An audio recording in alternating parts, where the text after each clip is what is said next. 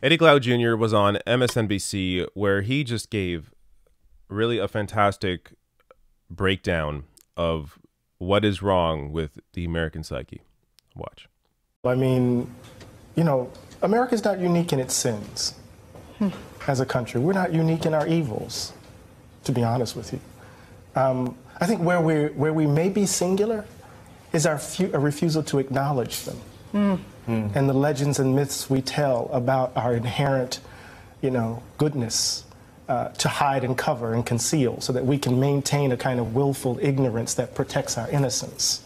See, the thing is that when the Tea Party was happening, we were saying, pundits, oh, it's just about economic populism. It's not about race. When people knew, social scientists were already writing that what was driving the Tea Party were anxieties about demographic shifts, that the country was changing, that they were seeing these racially ambiguous babies on Cheerios commercials, that the country wasn't quite feeling like it was a white nation anymore. And people were screaming from the top of their lungs, yo, this is not just simply economic populism. This is the ugly underbelly of the country. See, the thing is this, and I'll say this and I'll take the hit on it. There are communities that have had to bear the brunt of America confronting, white Americans confronting the danger of their innocence. And it happens every generation. So somehow we have to kind of, oh my God, is this who we are? And just again, here's another generation of babies. Think about it, that 2-year-old had his bones broken by two parents trying to shield him from being killed. A woman who has been married to this man for as long as I've been on the planet almost, lost her husband. For what? And so what we know is that the country has been playing politics for a long time on this hatred. We know this. So it's easy for us to place it all on Donald Trump's shoulders. It's easy for us to place Pittsburgh on his shoulders. It's easy for me to place Charlottesville on his shoulders. It's easy for us to place El Paso on his shoulders. This is us.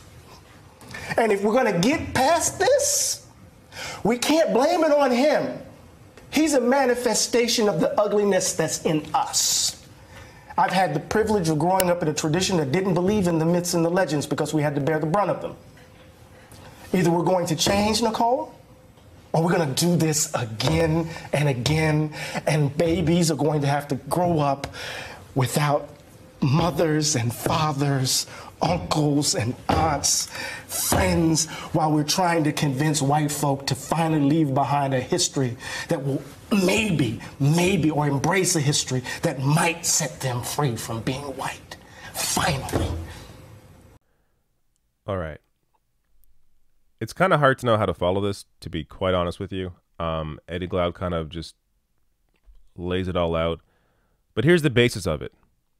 Demographics in America are changing. And that scares people that are racist. That's the bottom line here.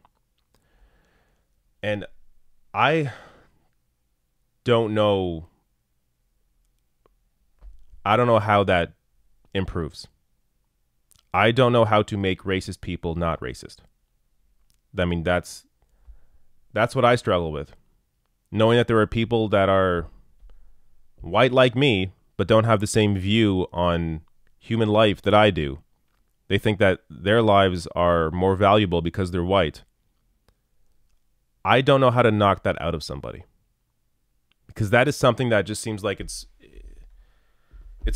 brainwashing, or it's bred within people when they are, I mean, it's not like it's innate to their structure of like it's not in their DNA, but people grow up in these families, in these households that think this way, that are white supremacists, and oftentimes they likely don't even realize it, but they have these innate biases, this innate racism that is inside of them, and they're not aware of it. And when that racism takes hold in somebody who is, you know, on a certain edge of society, a young white man who maybe is feeling isolated, you add that to the racism, you throw in some of these YouTube assholes that help to perpetuate that kind of hatred towards others, that kind of feeling of disconnectedness or awareness that the demographics in America are changing, and that for them that means it's a bad thing. For them that's scary. For most people, I think most people, that there's nothing wrong with that. There's nothing scary about that. People are people are people. But for a lot of these white people, that's what it is. They're innately scared of the other because they're racist and they don't know how to deal with that, or they aren't even really aware of that. That's just how they've been programmed by media, by family, by politicians, whatever it is. And they've never had to actually process that and understand their emotions that way. So the result are oftentimes these sorts of mass shootings done by white supremacists. Yeah. I got nothing else to say here. I think Eddie Glaude laid it out beautifully. And again, I want to be able to offer some kind of like, course of action. I guess all I can really say is educate people in your lives.